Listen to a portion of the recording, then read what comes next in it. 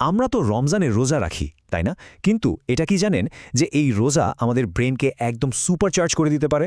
চলেন এর পেছনের যে সায়েন্সটা আছে সেটা একদম সহজ করে জেনে নেওয়া যাক। আচ্ছা, আমাদের ব্রেইনটাকে মস্তিষ্ককে একটা সুপার কম্পিউটারের সাথে তুলনা করা যায়। ভাবুন তো, এর ভেতরে যে কোটি কোটি নিউরন আছে সেগুলো হলো কম্পিউটারের হার্ডওয়্যার, আর আমাদের যত চিন্তা, ভাবনা, অনুভূতি এই সব কিছু হলো গিয়ে সফটওয়্যার। এখন আমাদের ফোন বা কম্পিউটার যখন স্লো হয়ে যায় বা হ্যাং করে তখন কেমন লাগে বলুন তো? অনেক বিরক্ত লাগে, তাই না? একদম ঠিক। আমরা কি করি? সোজা রিস্টার্ট করে দিই। মজার ব্যাপার হলো আল্লাহ আমাদের ব্রেইনের জন্য ঠিক এমনই একটা বিল্ট ইন রিস্টার্ট বাটন দিয়ে দিয়েছেন, আর সেই বাটনটার নামই হলো রোজা। তো যখন আমরা এই রিস্টার্ট বাটনটা চাপি, রোজা রাখি, তখন আমাদের এই ব্রেইন কম্পিউটারে আসলে চারটা দারুণ ঘটনা ঘটে। এই ঘটনাগুলোই ব্রেইনকে সুপার পাওয়ারফুল করে তোলে। চলেন এক এক করে জেনে নিই সেই 4টি সিক্রেট বুস্ট কি কি। প্রথম বুস্টটা কি জানেন? ব্রেইন তখন নিজের জন্য সার তৈরি করা শুরু করে। হ্যাঁ, ঠিকই শুনেছেন, গাছের জন্য যেমন সার দরকার, ব্রেনেরও দরকার। এই সারের একটা গালভরা নাম আছে, BDNF। তো এই সারটা দুটো অসাধারণ কাজ করে। এক, এটা ব্রেনে একদম নতুন নিউরন বা কোষ বানায়, আর দুই, পুরনো নিউরনগুলোর মধ্যে যে কানেকশন বা যোগাযোগ, যেটাকে আমরা সায়েন্সে বলি সাইন্যাপস, সেটাকে অনেক বেশি মজবুত করে দেয়। আর এর ফলে কি হয়? আমাদের শেখার আর মনে রাখার ক্ষমতা দুটোই বেড়ে যায়। দ্বিতীয় যে জিনিসটা হয় সেটা আরও ইন্টারেস্টিং। আমাদের ব্রেইনে একটা অটো ক্লিন মোড চালু হয়ে যায়, এর নাম হলো অটোফেজি। আর এই আবিষ্কারটা কিন্তু এতই গুরুত্বপূর্ণ যে এটার জন্য জাপানের একজন বিজ্ঞানী নোবেল প্রাইজও পেয়েছিলেন। তো অটোফেজি মানে হলো ব্রেইন তার ভেতরের যত আবর্জনা বা পুরনো অদরকারি জিনিস আছে সেগুলোকে নিজেই খেয়ে ফেলে, একদম ক্লিন করে ফেলে। এক কথায় রোজা আমাদের ব্রেইনকে ভেতর থেকে পরিষ্কার করে দেয়।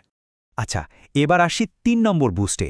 সেটা হলো আমাদের ব্রেনের ভেতরে যে পাওয়ার প্ল্যান্ট বা এনার্জি ফ্যাক্টরিগুলো আছে সেগুলো আপগ্রেড হওয়া শুরু করে। আমরা তো জানি যে আমাদের কোষের শক্তিঘরকে বলে মাইটোকন্ড্রিয়া। তো রোজার সময় শরীর কি করে? পুরনো দুর্বল পাওয়ার প্ল্যান্টগুলোকে রিপেয়ার করে আর তার সাথে আরও শক্তিশালী নতুন পাওয়ার প্ল্যান্ট তৈরি করে। রেজাল্ট, আমাদের ব্রেইন আগের চেয়ে অনেক বেশি এনার্জি পায় আর সহজে ক্লান্ত হয় না। এবং ফাইনালি ৪ নম্বর বুস্টটা হলো ব্রেইনের জন্য একটা স্পেশাল টার্বো ফিউয়েল চালু হওয়া। দেখেন, সাধারণত আমাদের ব্রেইন চলে গ্লুকোজ বা চিনি দিয়ে, কিন্তু রোজার সময় তো শরীরে গ্লুকোজ কমে যায়। তখন ব্রেইন কি করে?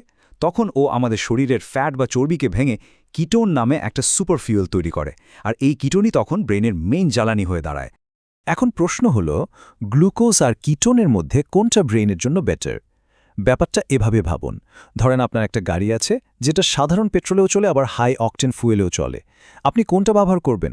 অবশ্যই হাই অকটেন, তাই না? ব্রেইনের জন্য কিটোন হলো ঠিক সেই হাইগ্রেড অকটেনের মতো। এটা শুধু ব্রেইনকে অন্যতম শক্তি দেয় না, বরং ব্রেইনের কোষগুলোকে ড্যামেজের হাত থেকেও বাঁচায়। কিন্তু একটা বড় কিন্তু আছে। রোজা রাখলে যদি ব্রেনের এত উপকার হয়, তাহলে আমরা সবাই রমজানের পর আইনস্টাইন হয়ে যাই না কেন? সবাই কেন নিজেদেরকে জিনিয়াস ফিল করি না? এর মানে তো একটাই, কোথাও একটা বিশাল বড় ভুল হয়ে যাচ্ছে। আর সেই ভুলটা আমরা কোথায় করি জানেন? ঠিক ইফতারের টেবিলে। সারাদিন ধরে ব্রেইনের জন্য যত ভালো কাজ করি, ইফতারের সময় কয়েকটা ভুল খাবারের কারণে সেই সব অর্জন ধুলোয় মিছে যায়। ব্যাপারটা অনেকটা এরকম। ধরুন আপনি সারাদিন ধরে অনেক যত্ন করে একটা ফুলের বাগান তৈরি করলেন, সার দিলেন, পানি দিলেন, আগাছা পরিষ্কার করলেন, কিন্তু সন্ধেবেলা নিজের হাতেই সেই বাগানে বীজ ঢেলে দিলেন। কি অদ্ভুত, তাই না? রোজার সময় আমরা জেনে বা না জেনে আমাদের ব্রেনের সাথে ঠিক এই কাজটাই করি। তো চলুন এবার চিনে নিই সেই 4টা ভিলেন খাবারকে, যেগুলো আমাদের ব্রেনের সব ভালো জিনিস নষ্ট করে দেয়। আমাদের ব্রেইনের প্রধান 4টা শত্রু। 1 নম্বর, যে কোনো ধরনের অতিরিক্ত চিনিযুক্ত খাবার। এটা সরাসরি স্মৃতিশক্তি কমিয়ে দেয়। 2 নম্বর, সব রকম ভাজাপোড়া। এটা শেখার ক্ষমতাকে নষ্ট করে। 3, সাদা ভাত বা সাদা আটার রুটির মতো হাই জিআই কার্বস। আর 4 নম্বর হলো বাজারের প্যাকেজ করা আল্ট্রা প্রসেসড খাবার। মনে রাখবেন, এই সবগুলোই ব্রেইনের জন্য আক্ষরিক অর্থে বিষের মতো। বিশেষ করে ভাজা পোড়ার কথাটা একটু বলি। একটা গবেষণায় 18,000-এরও বেশি মানুষের ওপর পরীক্ষা করে দেখা গেছে যারা নিয়মিত ভাজা পোড়া বা ট্রান্সফ্যাট জাতীয় খাবার খায় তাদের শেখার এবং মনে রাখার ক্ষমতা দুটোই মারাত্মকভাবে কমে যায়। কারণটা কি? কারণ এই ট্রান্সফ্যাট আমাদের ব্রেনের ভেতরের সূক্ষ্ম রক্তনালীগুলোকে একদম ড্যামেজ করে দেয়। তো ভিলেনদের কথা তো শুনলাম, এবার তাহলে হিরোদের গল্প শোনা যাক, তাই না? চলুন এবার এমন 4টা ব্রেন বুস্টিং অভ্যাস বা হিরোর কথা জেনে নিই যেগুলো আমাদের ব্রেনকে সত্যিকারের সুপার পাওয়ার দিতে পারে। তো আমাদের হিরো কারা? প্রথমত ওমেগা 3 ফ্যাটি অ্যাসিডযুক্ত খাবার, যেটা ব্রেনের কোষগুলোকে ভেতর থেকে শক্তিশালী করে। দ্বিতীয়ত কোলিন নামের একটা জরুরি পুষ্টি উপাদান, যেটা স্মৃতিশক্তির জন্য দারুণ দরকারি। তৃতীয়ত ম্যাগনেসিয়াম, যা আমাদের ব্রেইনকে শান্ত আর রিল্যাক্সড রাখতে সাহায্য করে। আর 4 নম্বর এবং সম্ভবত সবচেয়ে গুরুত্বপূর্ণ হিরোটা হল পর্যাপ্ত ভালো মানের ঘুম। এখন প্রশ্ন হল, ঘুম এত জরুরি কেন? কারণ আমরা যখন ঘুমাই তখন আমাদের ব্রেনের ভেতরে একটা স্পেশাল ক্লিনিং সিস্টেম চালু হয়, যার নাম গ্লাইমফেটিক সিস্টেম। এটা অনেকটা শহরের ময়লা পরিষ্কার করার গাড়ির মতো। সারাদিন কাজ করার ফলে আমাদের ব্রেনে যেসব টক্সিন বা আবর্জনা জমে, এই সিস্টেমটা ঘুমের সময় সেগুলোকে ঝেঁটিয়ে বিদায় করে। আর সবচেয়ে অবাক করা ব্যাপার হল, গবেষণায় দেখা গেছে যে গভীর ঘুমের সময় এই পরিষ্কারের কাজটা প্রায় 10 গুণ বেশি ভালোভাবে হয়। ভাবা যায়?